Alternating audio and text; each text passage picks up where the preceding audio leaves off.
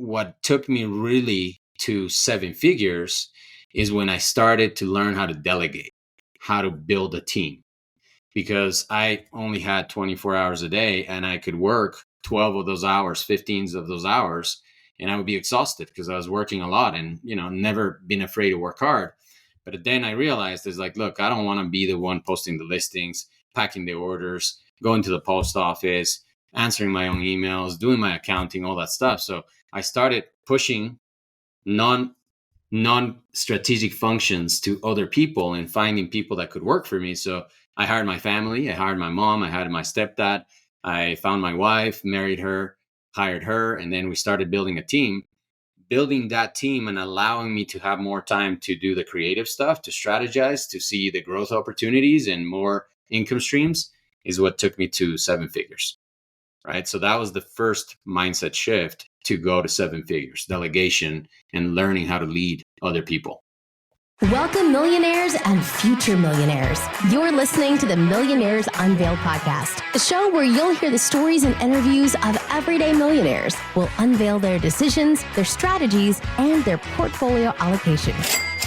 Now to your host, Jace Mattinson.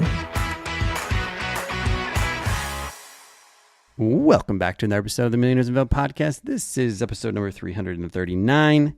Stace, we got a sequel today. I was going to say it's sequel time. That was going to be my response. And then you brought up the sequel before I could bring up the sequel. Oh, man, we're having issues already. Relationship issues on the mic. What the heck? We're excited for episode number 2 with this special guest. Yeah, so I don't have a lot to get into today, so we're going to roll the tape and get into episode number 2 with Carlos. Carlos, welcome back. It's great to have you. Hey, Jace. Awesome to be again on the show. It was not that long ago that we met here, and it was great. So looking forward to our new episode. Yeah. So a refresher for our listeners on the first go around. You've pretty much been a serial entrepreneur. High level, just give us, all the different businesses that you've been involved to up to now. And then, today we're going to take quite the deep dive into, scaling from 7 figures to 8 and beyond. For sure. I've always liked money. I think I was selling candy in kindergarten, like most entrepreneurs, and always trying to make a buck. My dad was a small business owner, so I grew up watching him. My first business was actually with my brother, my real business. We started a mountain biking magazine in South America that became one of the largest sports publications in the continent.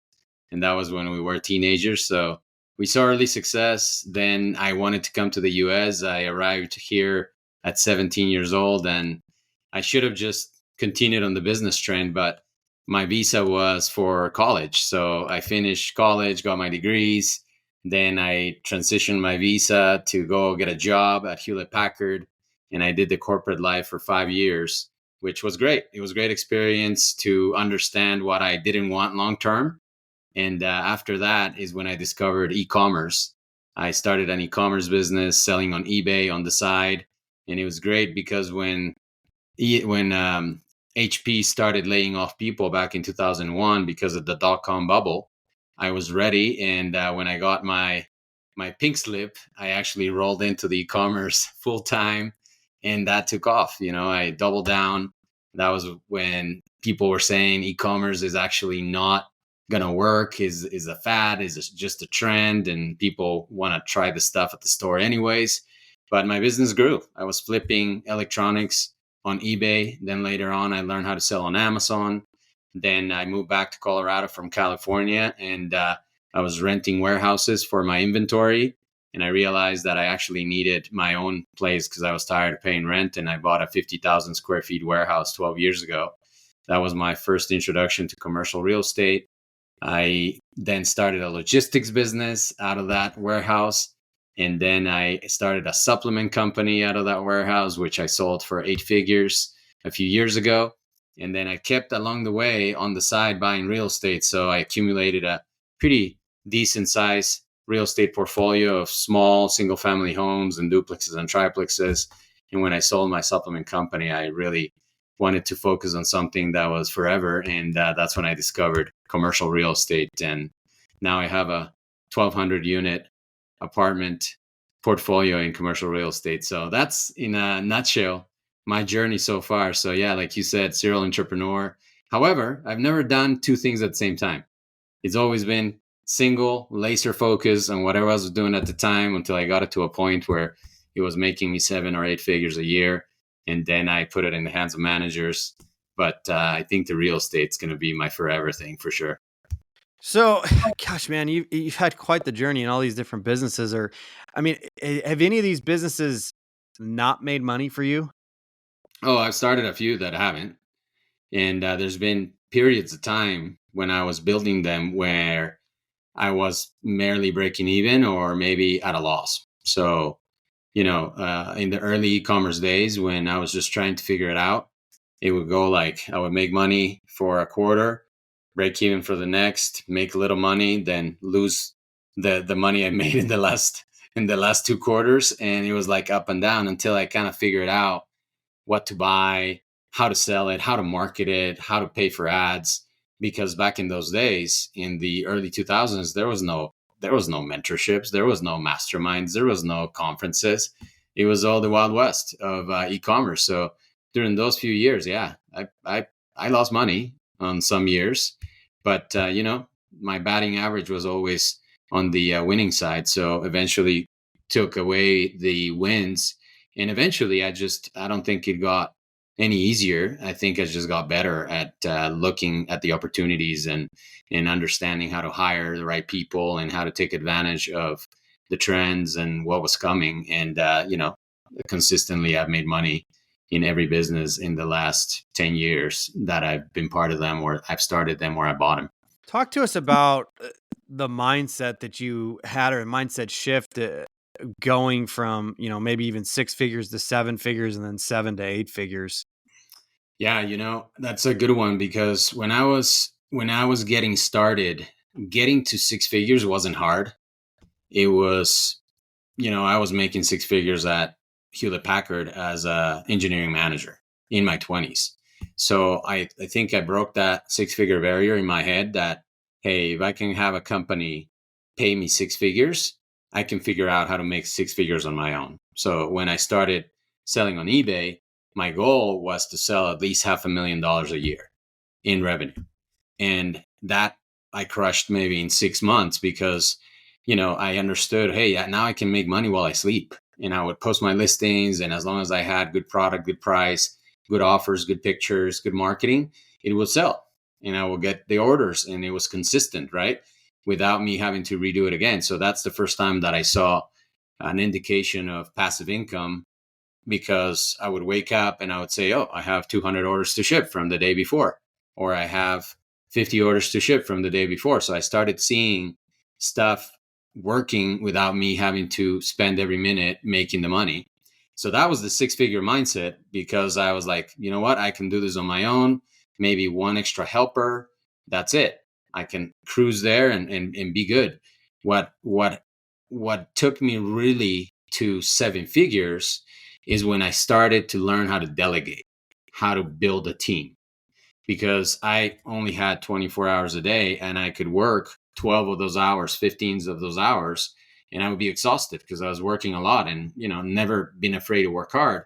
But then I realized, it's like, look, I don't want to be the one posting the listings, packing the orders, going to the post office, answering my own emails, doing my accounting, all that stuff. So I started pushing non-strategic functions to other people and finding people that could work for me. So I hired my family, I hired my mom, I hired my stepdad, I found my wife, married her, hired her, and then we started building a team.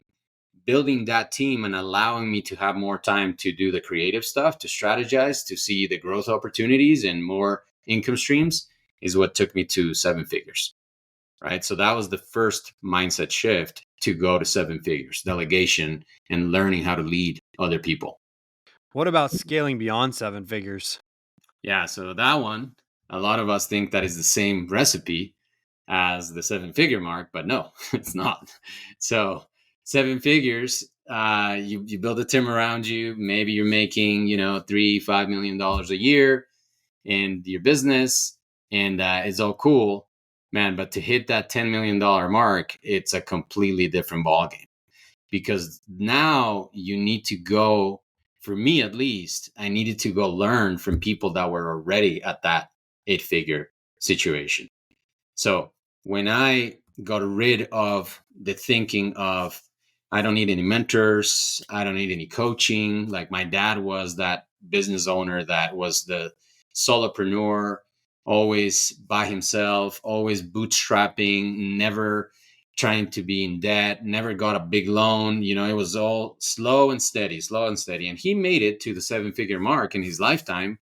But for me, it was like, look, I feel stuck. I feel stuck at the $3 million mark. I feel stuck at the $4 million mark. And I would hit 5 and I'd come back down to 3. So I was like, man, what's missing?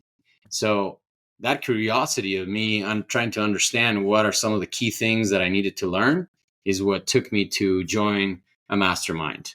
You know, I joined a 25K mastermind that a guy was teaching about e-commerce. That's where I met a whole bunch of more people. That one elevated me to a 50K mastermind. Then I paid for a 100K mastermind. And then I started meeting the right folks that knew how to pick the right products, find the right team members, invest in marketing, learn how to scale the marketing, so that now I had a much broader presence and I would diversify my product lines. And that's what really took me to the 8-figure mark, because I started investing money on myself, right? Me getting to that position. It's like, you can't be an 8-figure earner unless you first become an 8-figure earner in your mindset.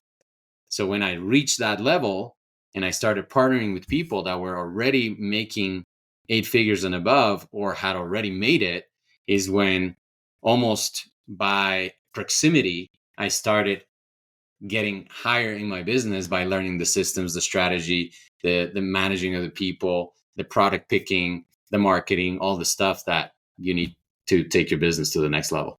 And you couldn't find those people in your neighborhood? No, man. Sadly, that was hard, right? Most people in my neighborhood, actually, I've been super frugal. So I was still living in my townhome with my wife. And trust me, the people in my neighborhood, I was probably scared for them to know how much money we were making out of this e-commerce thing. So definitely didn't ask for their advice. How much was that townhome worth that you were living in? Dude, my wife bought the townhome for probably $40K, like in the early 2000s. And we really I've never been a big spender, and I've been super frugal because I always wake up thinking that I'm broke. So we stayed there until literally where we had like $500,000 in the bank, and we're like, you know what? I think now we can afford a down payment for a little bigger home. And you know, we went and bought a little bigger home after that, kept a townhome, and rented it.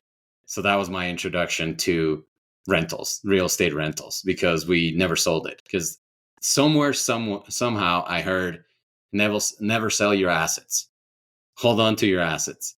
And when I rented it, it became a cash flowing asset. So I was like, you know what, I'm gonna just keep it. So that created another stream of income for us on the real estate side, which was kind of the introduction to, you know, what I do today full time. And you still have that townhome today? No, you know what? We did sell it at some point at the top of the market. We saw that area just blow up. But what we did with that money is we took that money and we invested it in a bigger asset. So we rolled over the townhome into a bigger asset, because along the way, we also learned that managing small properties is pretty time consuming if you're doing it yourself. And if you hire a property manager, you know, if it's a small property, they just don't have the bandwidth to give it any priority if it's just 1 or 2 units. Yeah, I understand. So, Carlos, as you've gone on this journey, you've scaled it to 7 figures. Was it the condo, the townhome, that propelled you to move into real estate and scale beyond that? Or was there some other thing that happened in your life to get there?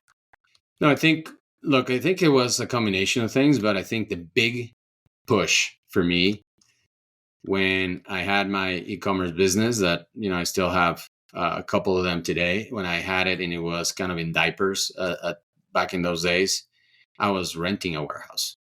And it was a small warehouse. It was a 2,500 square feet warehouse. And the rent was triple net. And I don't know if the audience doesn't know what triple net means. Is basically you pay your landlord the base rent and you pay him the reimbursements, the triple net reimbursements. And that means that you're paying for taxes, insurance, common area maintenance, and everything. So the landlord's basically profiting 100% on the rent that you're paying. So along the way, I rented a warehouse and realized, oh, I'm paying for everything. Like literally, this guy's paying for nothing. I'm paying for his mortgage, for his taxes, for his insurance, for his maintenance. You know what? I should be on that other side of the table and own some commercial real estate. So that is what, in a period of about 5 years that I was a commercial tenant, I started talking to myself and telling myself, you know what? You need to buy some commercial real estate. You need to find a warehouse.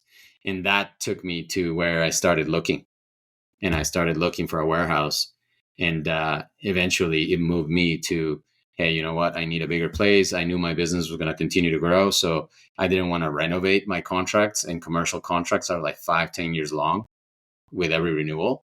And my renewal was coming up in 2 years. I was like, you know what? I need to find a place before my renewal's up. So before the 2-year mark was over, before my next renewal, that's when I found the building that I still own today. Is a 50,000 square feet distribution warehouse that has been one of my best real estate investments since then. But I bought it for my business. I didn't buy it as an investment for real estate. I realized later that it was probably one of the best moves I made over 12 years ago. Yeah, for sure.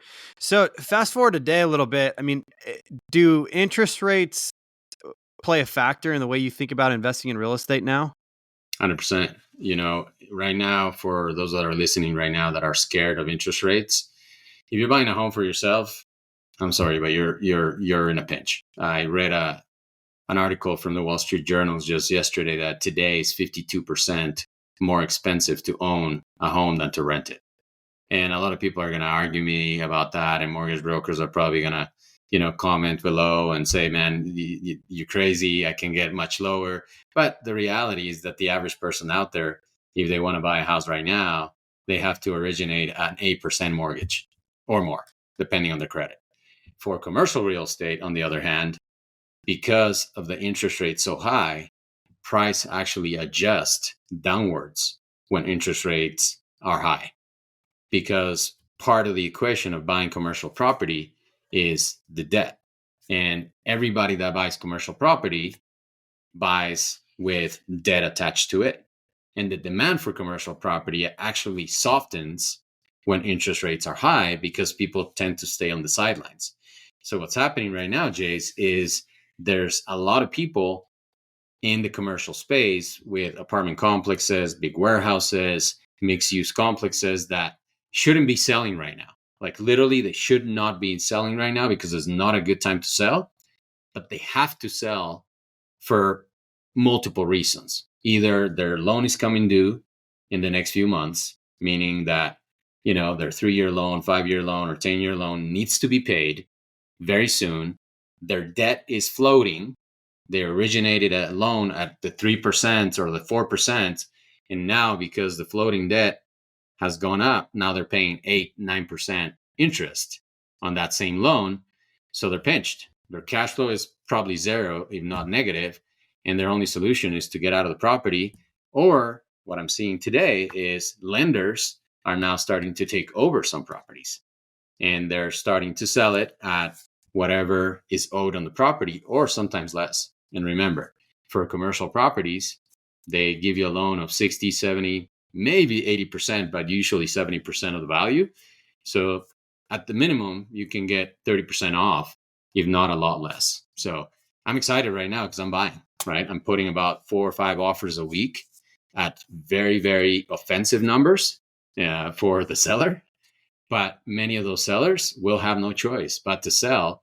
And there's not many people like me that have the capital, have the net worth, and can go raise money for these deals right now, because a lot of the institutions are just in wait and see mode, and they're on the sidelines waiting to see what happens in the next 6 months to a year.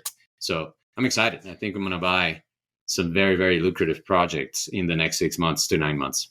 Do you think it's a better time now than we've had on the commercial side in, I don't know, 5, 7, 10 years? I think so, because of that debt factor of things coming due. Like literally, I'll just give you an example. I'm doing a deal right now that was shown to me for $15 million about a year ago. Didn't pencil out a year ago. And today I'm buying the same deal for $10.7 million. So that gives you an idea. Just because they could not sell it back then, interest rates went up, price adjusted downwards, and their loan is coming due in about 6 months. So if they don't sell it to me, they have to pay that loan in full with what money, right? They have to sell it. And they can't refinance because there's not enough equity in the property to go and refinance the old loan with a new loan without getting into a 7%, 8% mortgage situation. They'll have to inject capital in the deal. Yeah, it's interesting. I've seen a couple headlines and articles about this where even in some cases, a property maybe even cash flowing a little bit, but the lender is getting nervous, because some of the leases are coming due or whatever else. And so they are wanting to force a sale, Yep. as part of it to get out and get them kind of made whole and move on down the road, given that, hey, if a tenant doesn't renew here, this property's upside down, on the commercial side quickly. You know what that is a technical default. So Yep. some deals there's a bunch of deals out there that are in technical default, meaning they're still paying their debt, but based on the loan agreement, their debt service coverage has to be at 1.25, 1.3, 1.4, and they're barely hitting that mortgage number after paying expenses. So the lender can come in at any time and say, hey, knock, knock, you're below the threshold based on our loan documents. We need you guys to sell, or we need you guys to inject capital to keep the deal alive.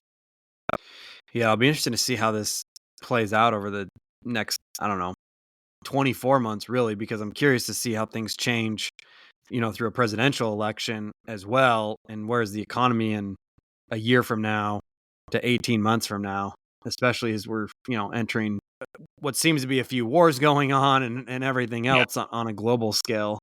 So in terms of Carlos's mindset, I mean, what are you doing today that you weren't doing 10 years ago, 15 years ago in terms of training your mind, your body, etc.? Yeah. So I'll tell you, on the business front, I'm not starting any businesses anymore. I'm only buying businesses, right?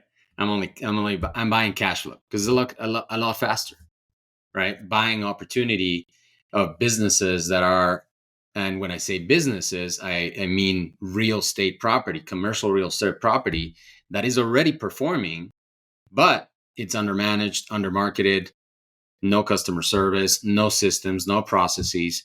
So I come in, buy the property, inject all those systems, all that marketing, all the sales, all the customer service, and we can drive the value quickly without ever swinging a hammer, because I buy newer properties. So that's on the business front. So I'm enjoying that a lot because, dude, I've started 4 businesses from scratch, and starting businesses from scratch is hard. And a lot of people fail in the first 1 to 2 years of their new business. So I'm just proven, right? I'm in my 40s. In 3 years, I'll be 50. So I don't gamble it anymore, right? I study the real estate. I see what's cash flowing. I see that what's going into the bank every month, and I buy that. And it's a lot funner than trying to figure out who's going to work or not, and sweating it at night. So that's on the business front. On the personal side, I'm investing a lot in just hanging out with the right people, like going to conferences and masterminds and just meeting like-minded people that want to do big things, that want to invest in big properties, that want to partner, and where I have, like mind, like heart. so that we can not only roll in business, but maybe even our families can become long time friends, right? And then on the physical side, once you turn 40, you start thinking about, oh shoot, man, I just woke up and something hurts, right? My knee hurts, or it's different. Like in your 20s, nothing hurts. You could party all weekend long, and on Monday, yeah, you're maybe a little tired, but you're back at it. When you're 40, now you're like, shoot, I need to start taking care of myself. So in the last probably 9 years, I've gotten to the gym 5-6 days a week.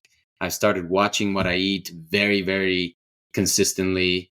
I take care of the most important asset, which is myself, so much better than I did in my 30s and my 20s. And I'm going to continue doing that. So I'm big into, fasting and cold water plunges and, just eating right and nutrition and things that give me more energy and make me feel better, and that can maybe extend my life for another 5-10 years while being sane, right?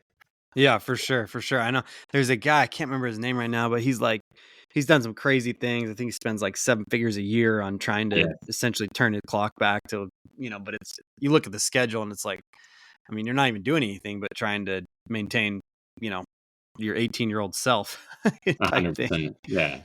I think it can Are be there- done with a couple hours Yeah. a day. Like Yeah, you for can sure. you can do you just like you can do a lot of damage by eating the wrong stuff, never exercising, and be a couch potato in like 2-3 hours a day.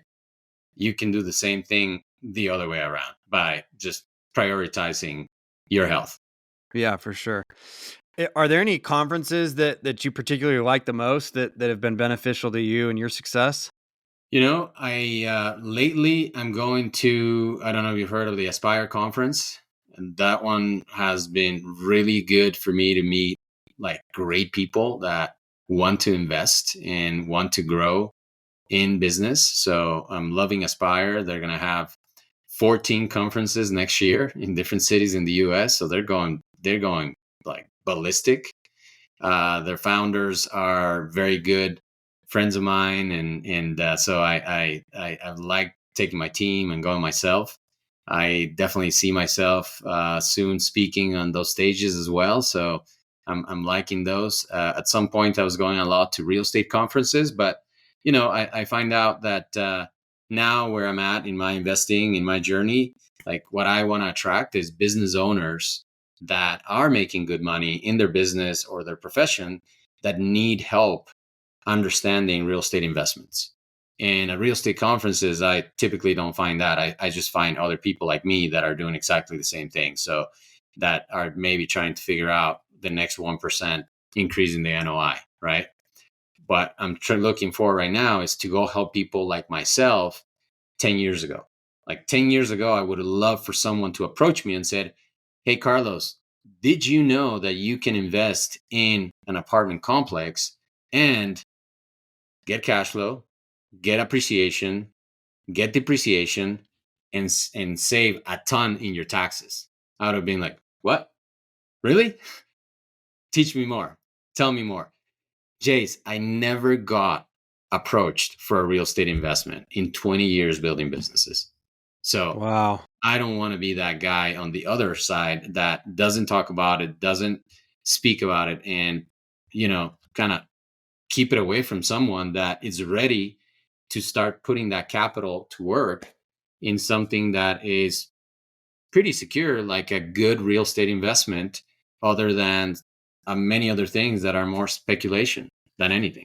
You brought up a swear word in my house, and that's taxes. So I want to rewind the clock a little bit, as we've discussed on the previous episode on the tax benefits of real estate and gotten into depth there. But as you were building these businesses, I mean, how did you think about taxes and the tax man as you were going through that journey? Yeah, look, when you're not making a lot of money, like the numbers are small. So you're like, oh, yeah, everybody has to do it. But once you start signing 6-figure checks to the IRS every year, dude, it gets really heavy. Like the conversation with your wife at tax day, when you have to sign that check, gets ugly, because you're like, you know what we could have bought with this money? Another house in cash, right? Another property in cash. So you can go just so many years of that without getting really curious about, hey, you know, I hear that some people actually never pay any taxes or pay very little. I wonder how they're doing it.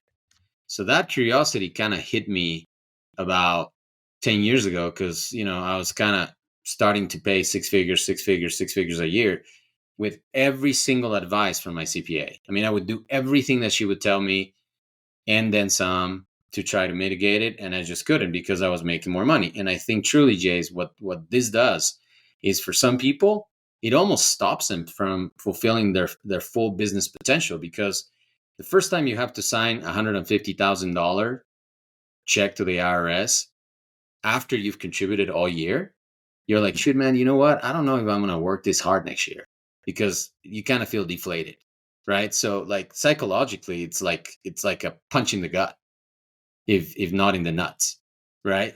So you start getting curious. So for me, it was like, you know what? How do I find solutions to this? And I picked up a bunch of books. I hired like at least 4 CPAs to get answers. And there's a bunch of different things, but the one that was very consistent was real estate, commercial real estate.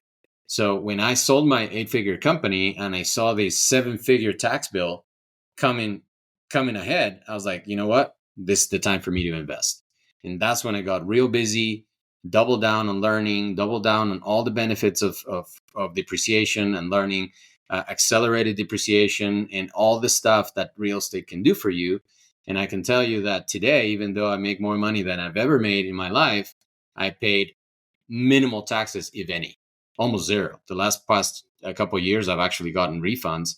This year, it was tiny compared to what I paid when I was just a business owner selling on the internet or with my other company. So it is real. It is real that real estate can offset your taxes in the majority in a real way, but you have to learn how to do it, and you have to plan for it, and you have to take action to get to a place where, you know, you're the most tax efficient person that you know.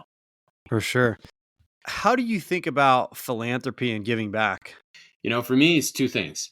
The first thing is to educate people. Like I truly feel the knowledge that I have of what I've accomplished needs to be disseminated and spread.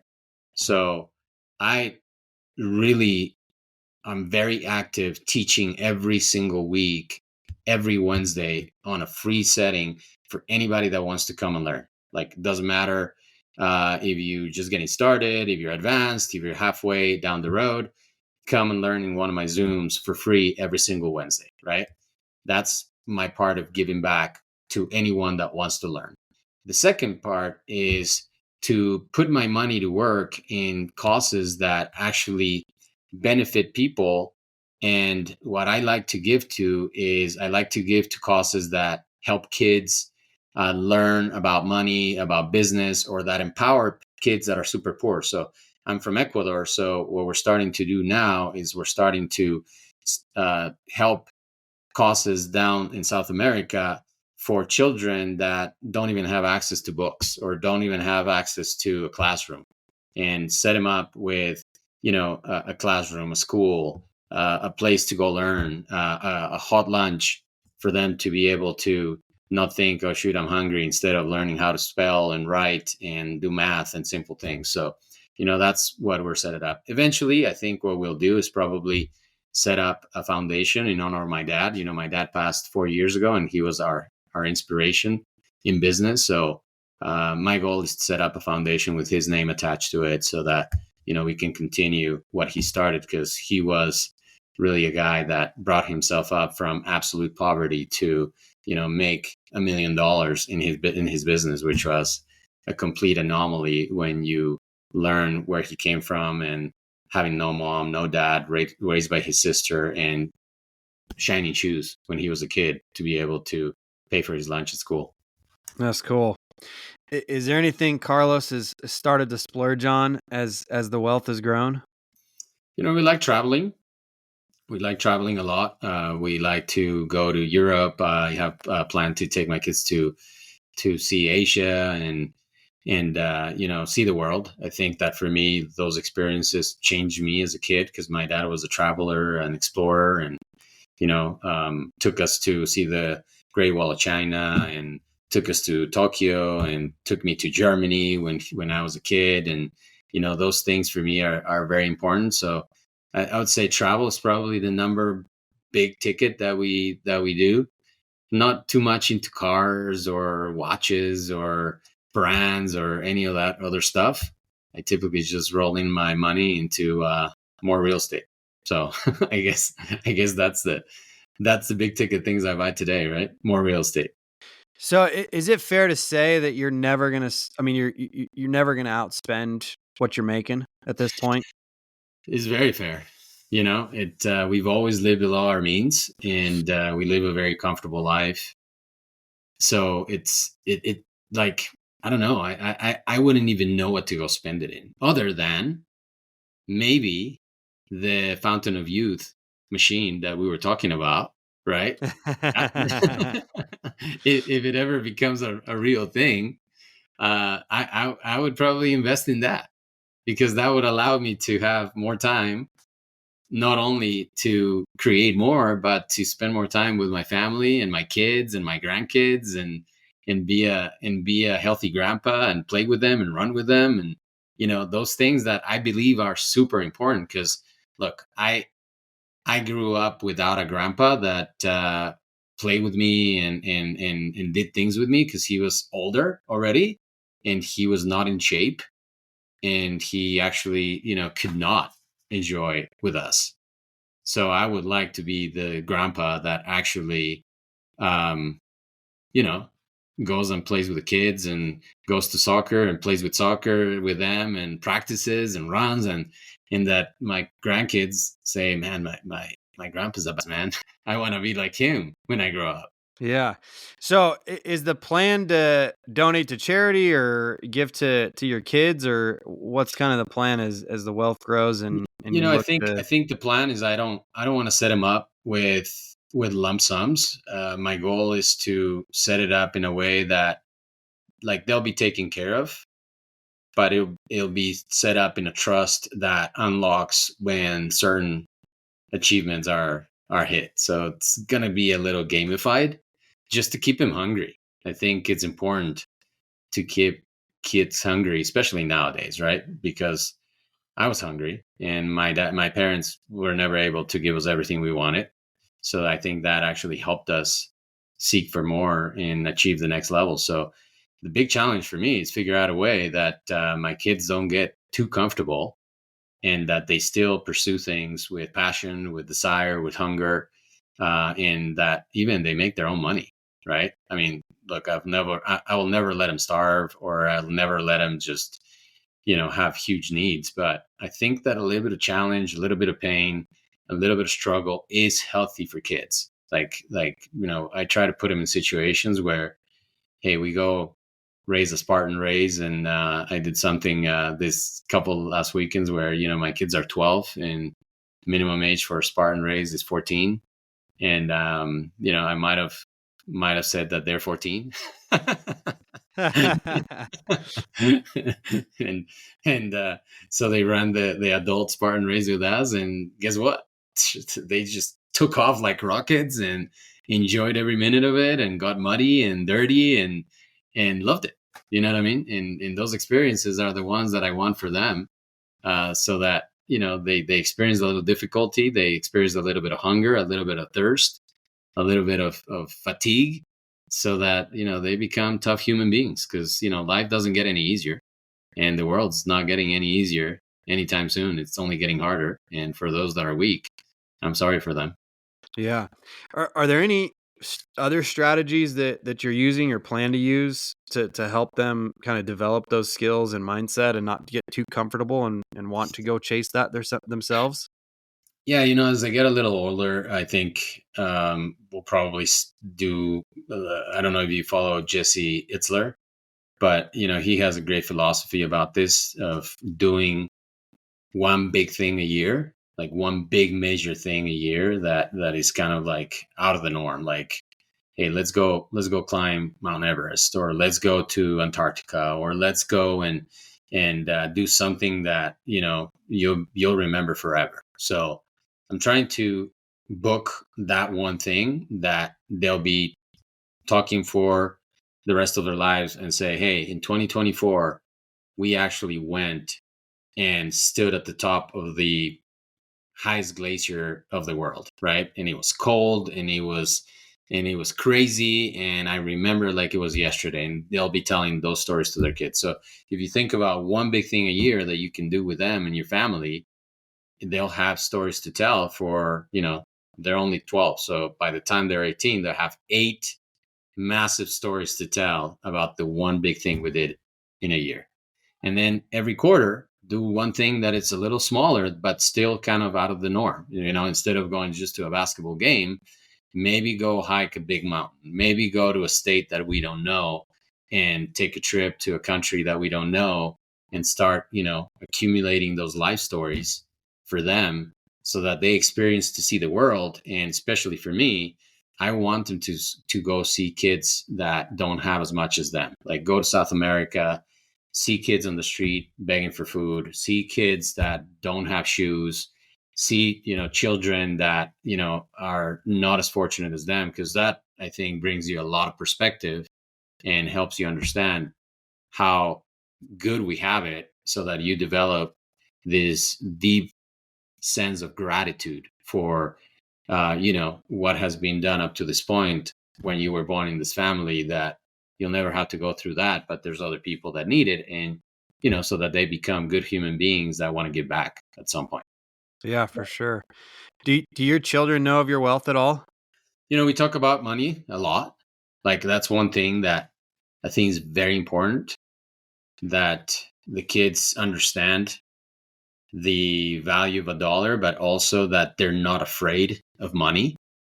Because I think that a lot of people have a bad relationship with money, and it's taboo to talk about money at home or with family or at school, or, you're like, for some reason we developed this like, hey, no, you don't talk about money. You don't talk about salaries. You don't talk about loans. You don't talk about investments.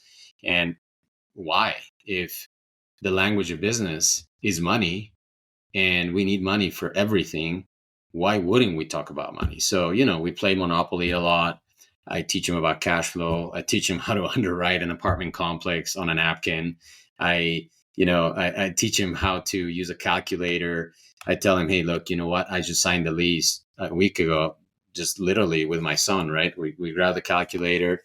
I grab how many square feet the unit has. In this case, it was a 2,600 square feet unit. I was like, hey, look, 2,600. He's paying $30 a year in rent. That's $78,000 a year in income. Let's divide that by a 5 cap rate, which is the value of the building. That's a $1.5 million lease. One contract, $1.5 million value add to the building. So I was like, oh, wow, that's cool. And you did that only with, addition, multiplication, and division.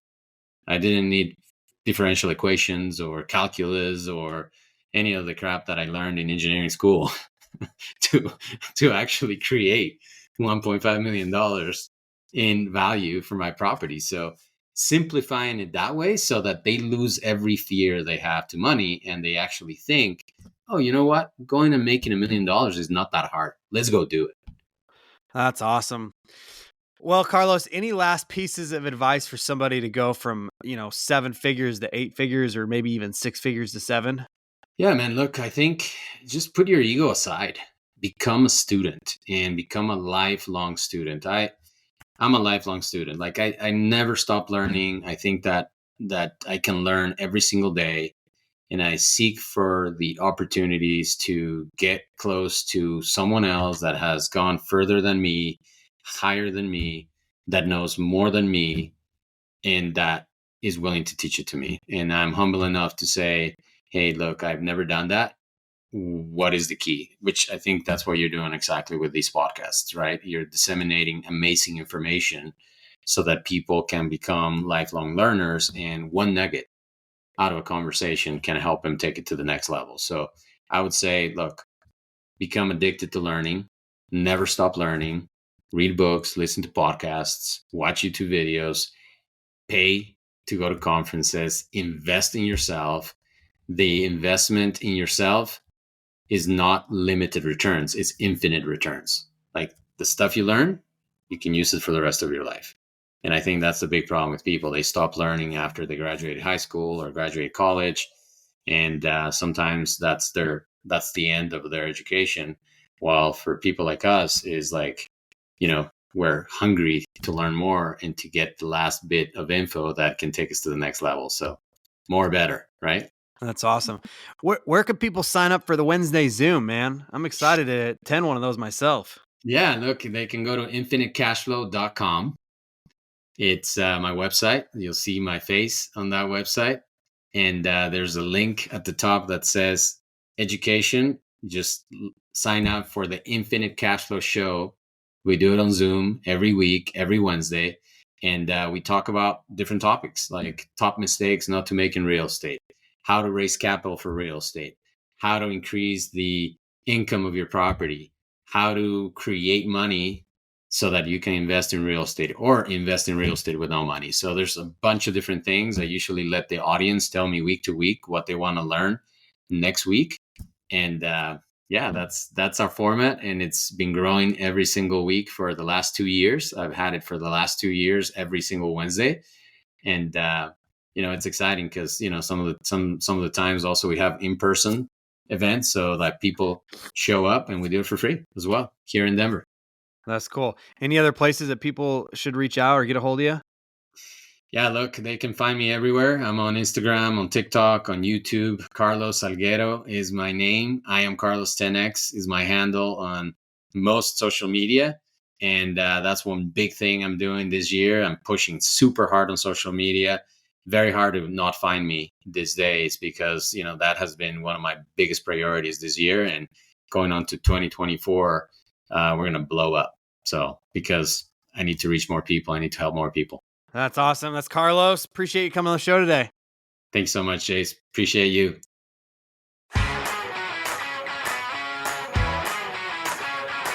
Thanks for listening to the Millionaires Unveiled podcast with Jace Mattinson. For more stories, investment opportunities, and information, check out our website, millionairesunveiled.com. See you next time when you'll hear from another everyday millionaire.